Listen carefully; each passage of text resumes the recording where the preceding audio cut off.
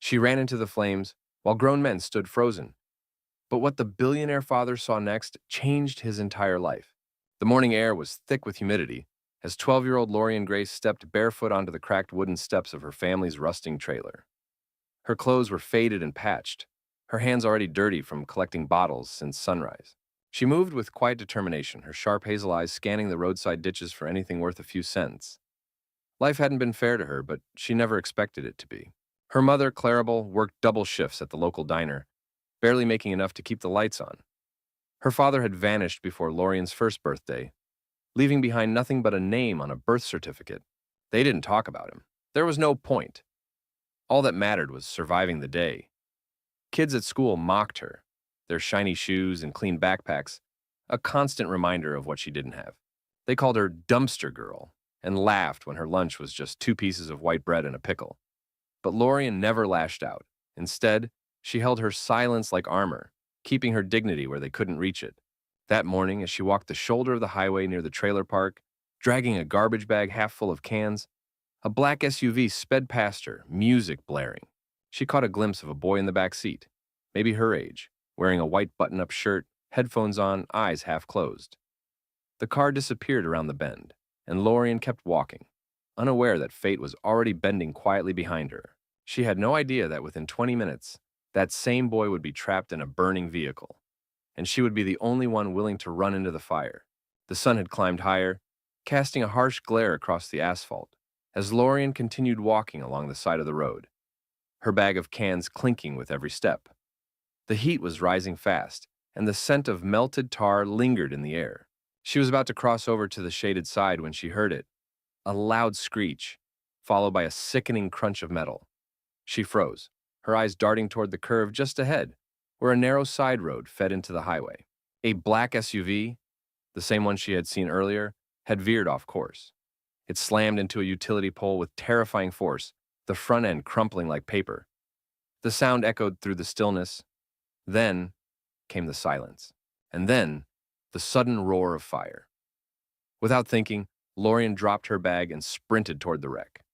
Smoke curled upward, thick and black, as orange flames licked hungrily from beneath the hood. A few passing cars slowed, and some drivers got out, but none of them moved closer. They stood at a distance, phones in hand, recording. A woman gasped and called 911, her voice trembling. A man shouted, "Someone's inside!" But he didn't step forward. Lorian didn't hesitate. She reached the driver's side first. The airbags had deployed, and the man behind the wheel, maybe a bodyguard or chauffeur, was slumped over, unmoving. The driver's side door was jammed. Flames were creeping toward the windshield now, and the cabin was quickly filling with smoke. Then she heard it. From the back seat came the weak sound of a child coughing and crying. She rushed around to the passenger side, yanking on the rear door handle. It wouldn't budge. She stepped back, braced herself, and kicked it hard, once, twice, until it finally gave way. The smoke hit her like a wall. Eyes stinging, she crawled halfway inside and found him, the boy from earlier. His name, she would later learn, was Ridger Ames. He was coughing, disoriented, his face streaked with soot. He was still strapped in, his seatbelt tight across his chest. Lorian's fingers fumbled at the buckle, her hands trembling. The flames were getting closer. She could feel the heat singeing her skin, could hear someone yelling from outside to, "Get out! It's gonna blow!" But she blocked it all out.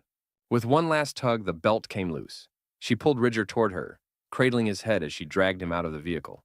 The ground beneath her felt like it was tilting.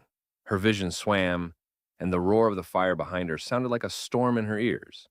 But she didn't stop. She got him far enough from the car that others finally dared to run in and help. One man took the boy from her arms. Another tried to talk to her, but Lorian dropped to her knees, her breath ragged, the skin on her forearms red and raw from the heat. The SUV exploded seconds later. The blast knocked the crowd back, sending a ripple of screams through the bystanders. And in the middle of it all, lying on the grass, was a small girl with burned hands and smoke in her lungs, blinking up at the sky. Unseen in the crowd, one man stood frozen, not with fear but with disbelief. His tailored suit smelled faintly of cologne and power. But in that moment, Terrence Ames, the billionaire who built hospitals across the nation, the man who owned half the skyline of Nashville, was simply a father watching his son being pulled from the edge of death by a child who had nothing, and something inside him cracked. Terrence Ames couldn't move. His shoes, polished that morning by his assistant before his board meeting, felt like anchors in the scorched grass.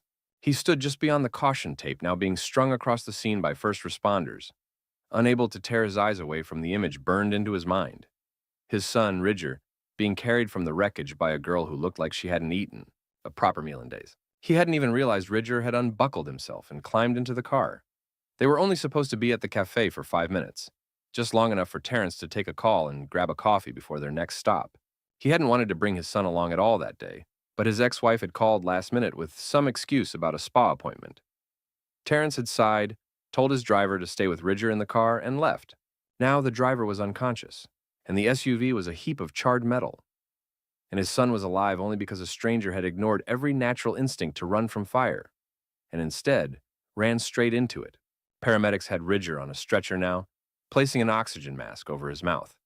He was conscious but shaken, his eyes searching the crowd until they found Terrence. The boy tried to sit up, reaching for him. "Dad," Ridger croaked through the mask, his voice hoarse from smoke. Terrence rushed to his side and grasped his small hand. "I'm here. I've got you, son. I've got you." But even as he said the words, his gaze drifted past the paramedics to the figure lying on the grass a few feet away. She was barely older than Ridger, her face smeared with soot and sweat. Her arms were reddened, the skin blistering in places. A medic was kneeling beside her, trying to wrap gauze around her wrists.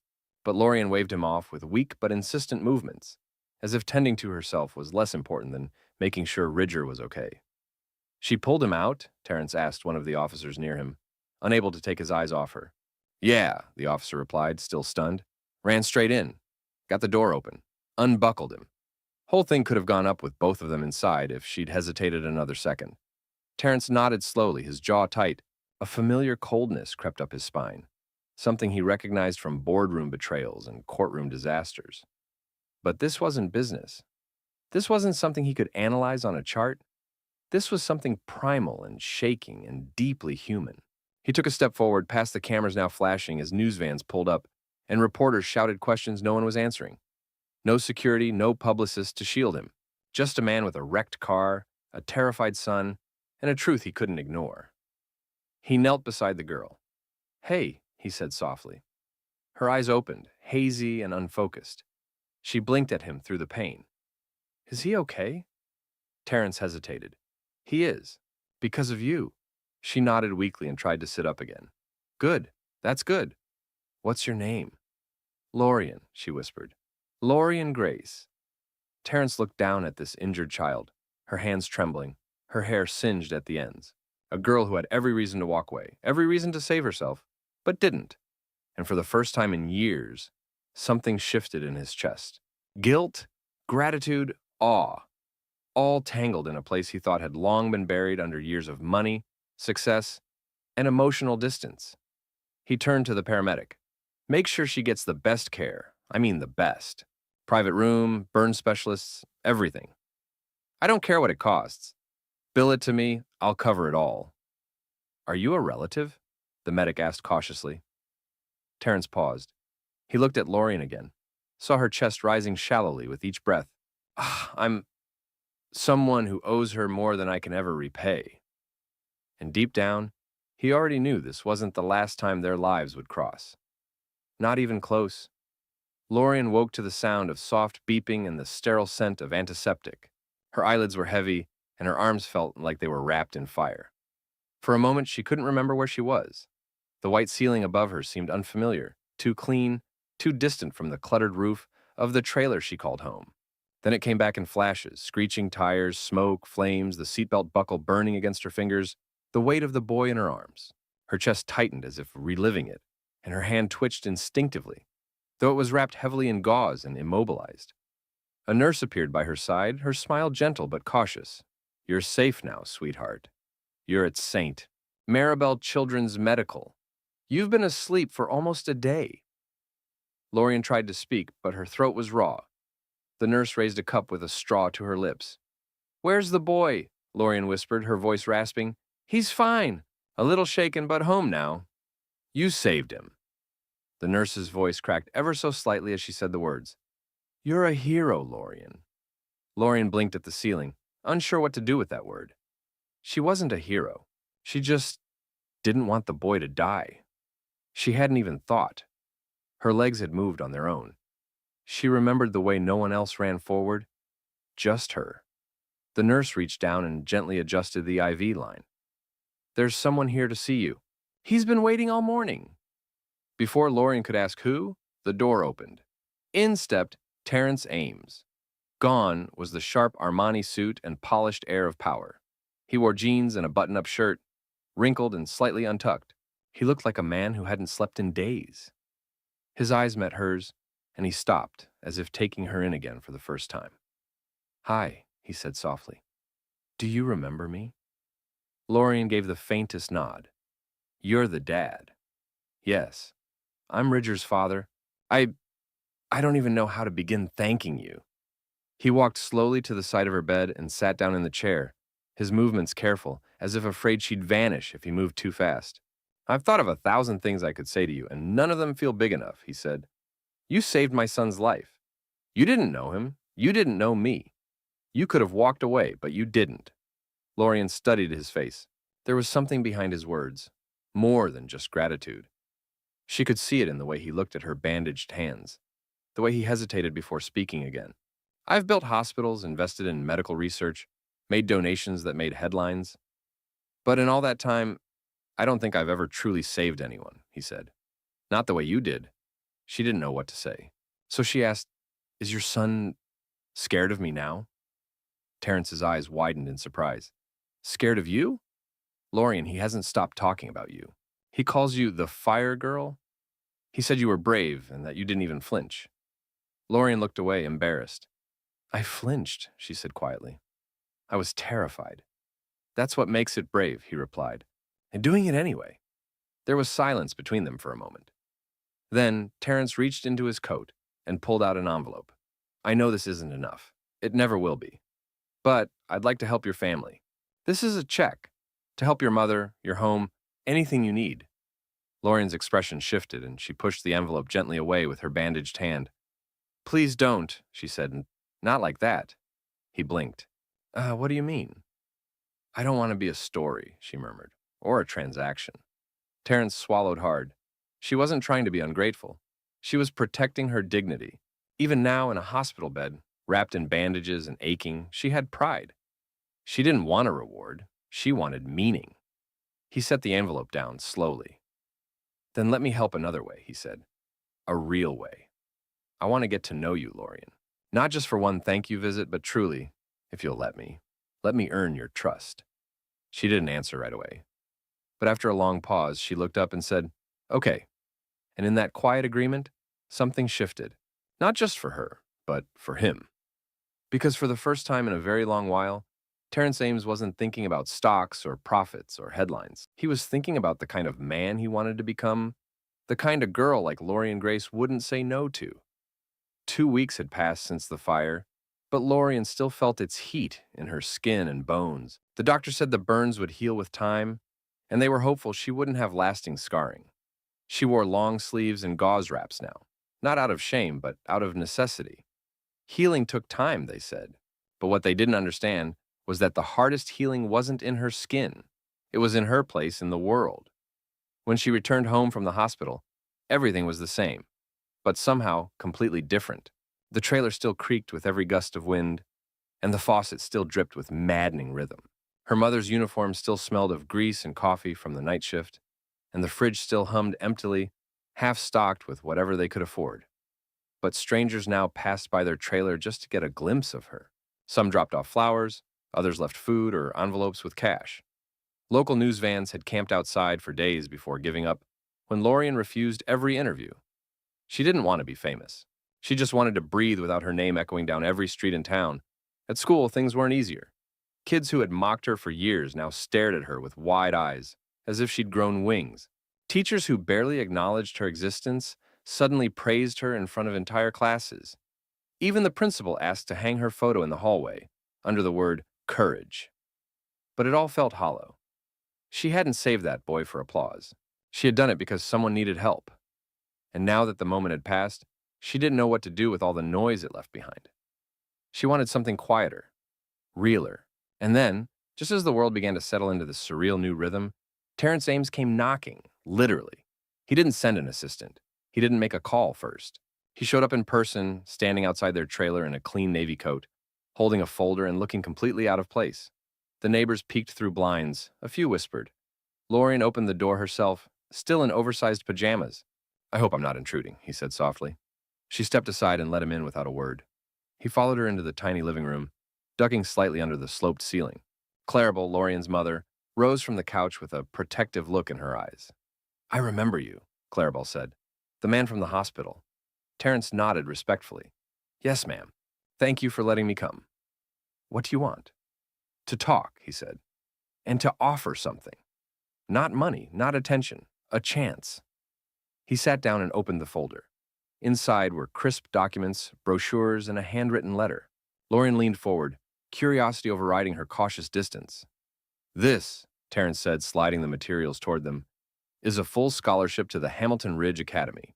It's a boarding school with one of the best academic programs in the country.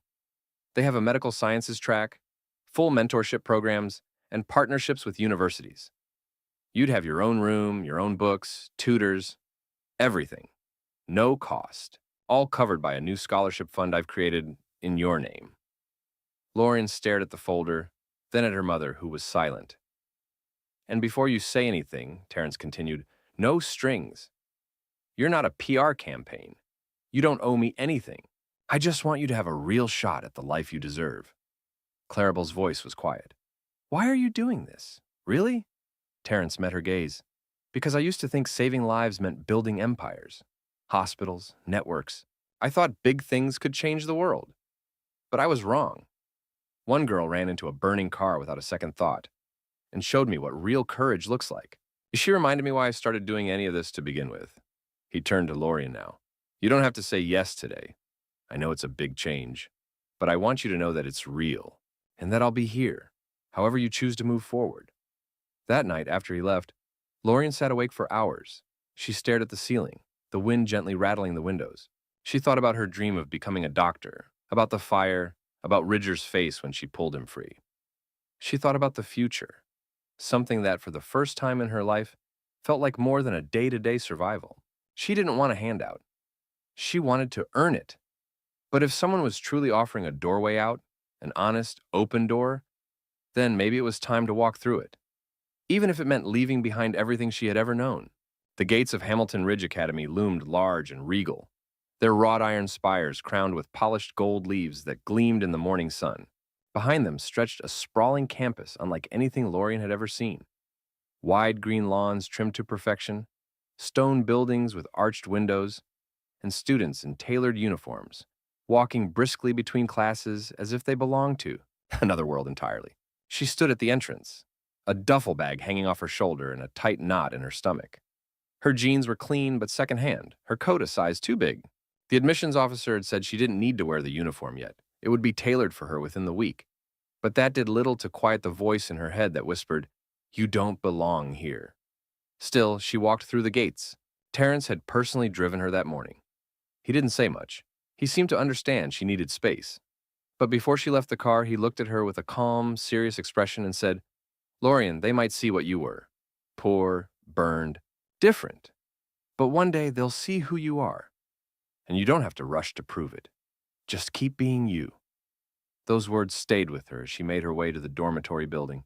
Inside, the walls were lined with mahogany paneling and portraits of old alumni with names that sounded like senators and CEOs. A kind staff member showed her to her own room, a real bed, a desk, a window that opened to a view of the campus lake. That night, she unpacked slowly. Each item, her sketchbook, the well-worn photo of her mother, a small jar of dollar bills she'd saved from can collecting, was placed with quiet ceremony. She didn't cry, not even once, though the silence around her pressed like a weight. It wasn't loneliness exactly. It was the feeling of stepping into a future that didn't feel entirely real.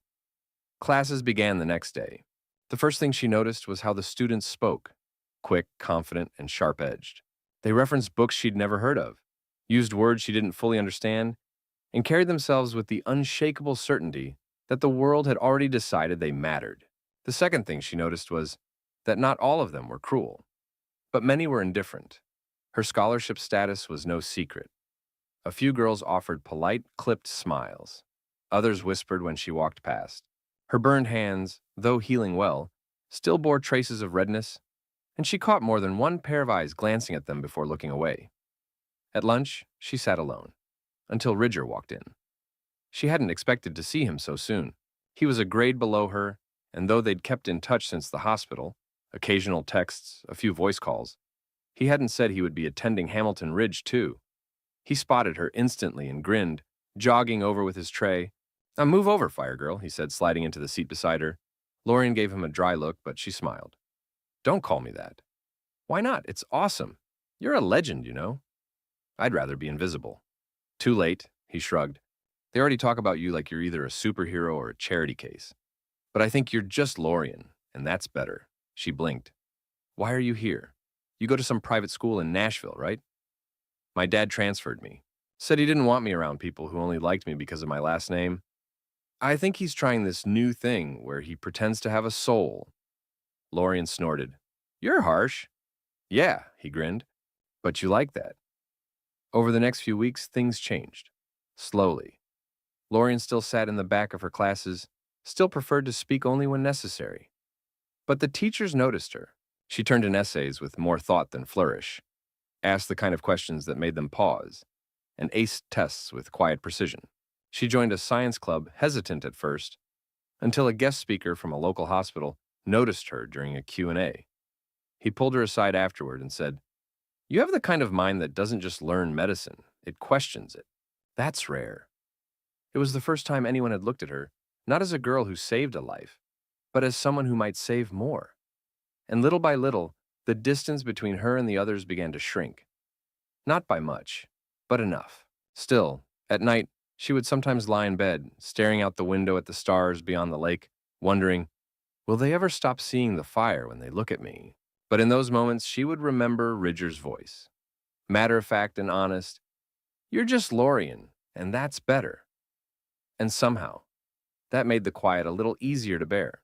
The following year brought more change than Lorian had ever imagined possible.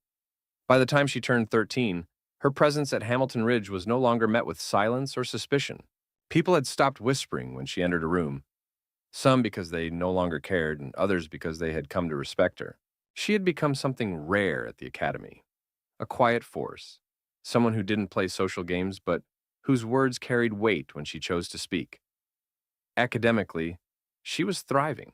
Her natural intelligence, honed by years of observing, surviving, and listening, blossomed in the structured environment. She devoured textbooks late into the night, filled notebooks with detailed diagrams of the human body, and sat in on college-level biology classes even when she didn't have to. What no one knew except a few of her closest mentors was that she'd started volunteering at the nearby teaching hospital once a week. It was technically against school policy for someone her age, but Terrence had quietly made it happen.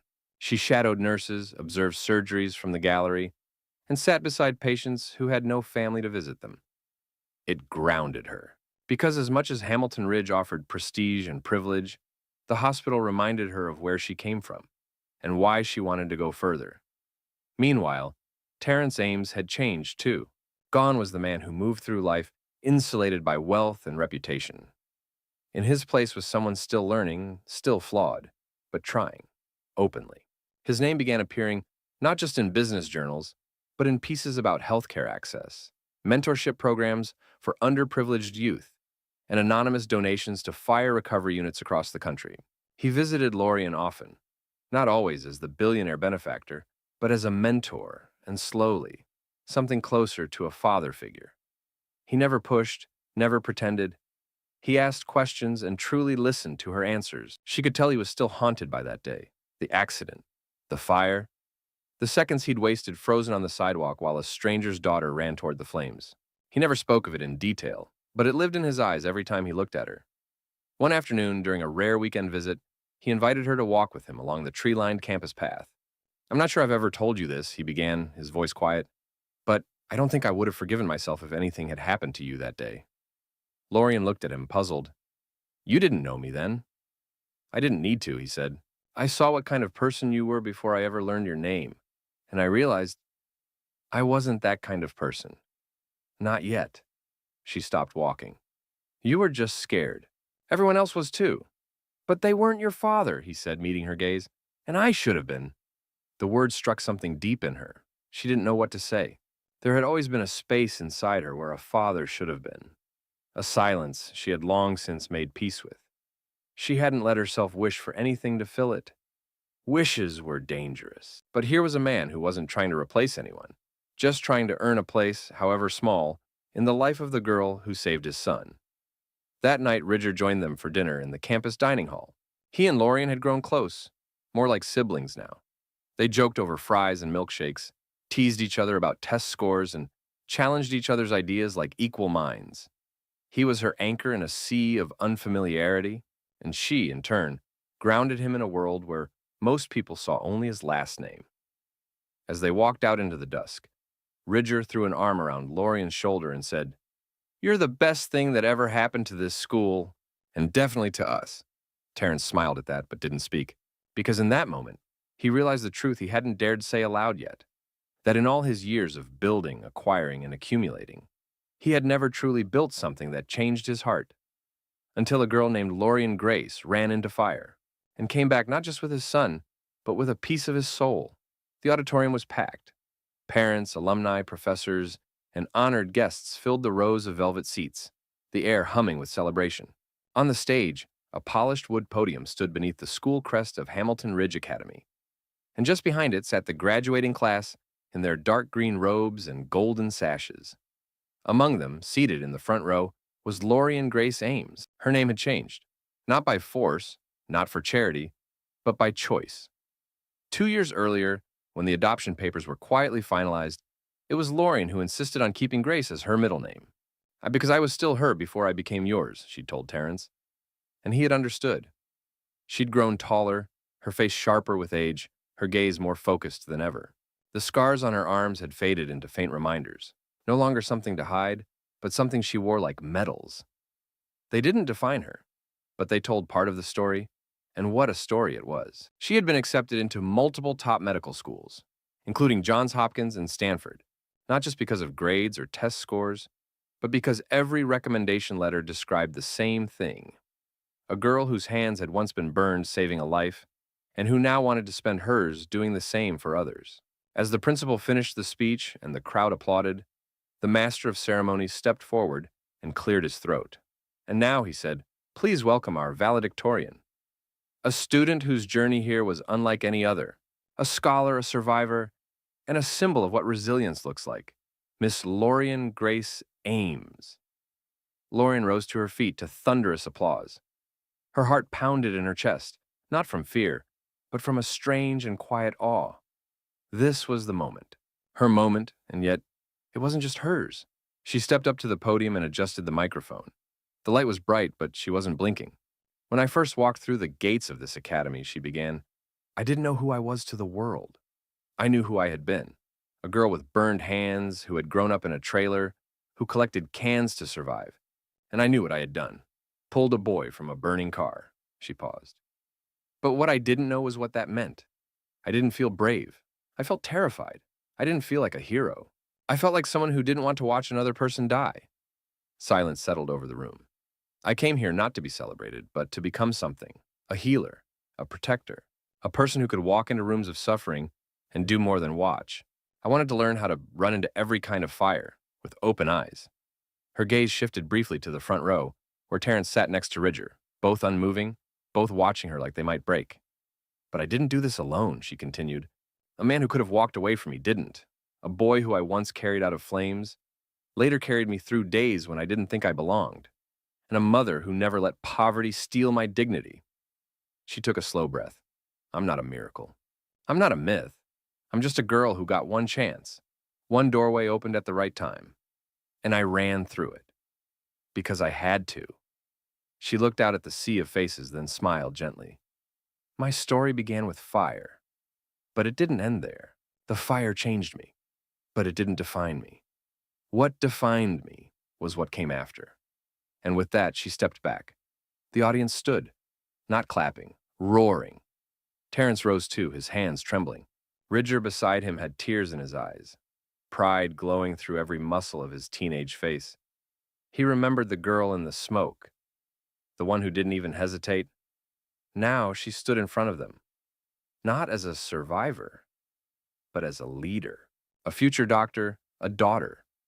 After the ceremony, as the sun set over the campus and guests poured into the courtyard for photos and celebration, Lorian walked quietly to a bench under the old oak tree. Terrence found her there, holding her diploma. He sat beside her without a word.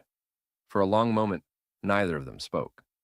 Then he said quietly, "You've changed my life, Lorian, in every way that matters." She turned her head, looked him in the eye. "No," she said. "You just finally saw what mattered."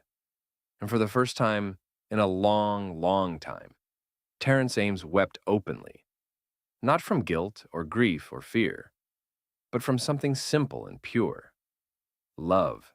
And under the wide Tennessee sky, the girl who had once run into fire found herself surrounded by everything she had never dared dream of: a future, a family, and the unshakable knowledge that her life had saved so many others. To me, this story is not just about a brave act. It's about how one selfless moment can ripple outward and transform everything it touches. Lorian didn't run into the fire to become a hero. She didn't save Ridger because she wanted recognition or a reward. She did it because she couldn't stand by and watch someone suffer when she had the power to help. That instinct, pure, raw, and human, is what makes her extraordinary. What moved me most was the transformation of Terrence Ames, a man shaped by wealth and control, who witnessed something so genuine and fearless that it cracked his world open. He didn't just repay a debt, he let himself be changed, and that change wasn't loud or dramatic. It was quiet, steady, and deeply personal.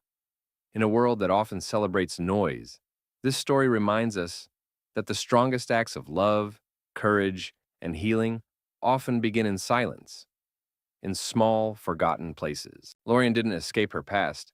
She carried it with her and built something beautiful on top of it. Her scars didn't weaken her. They reminded her and us that pain isn't the end.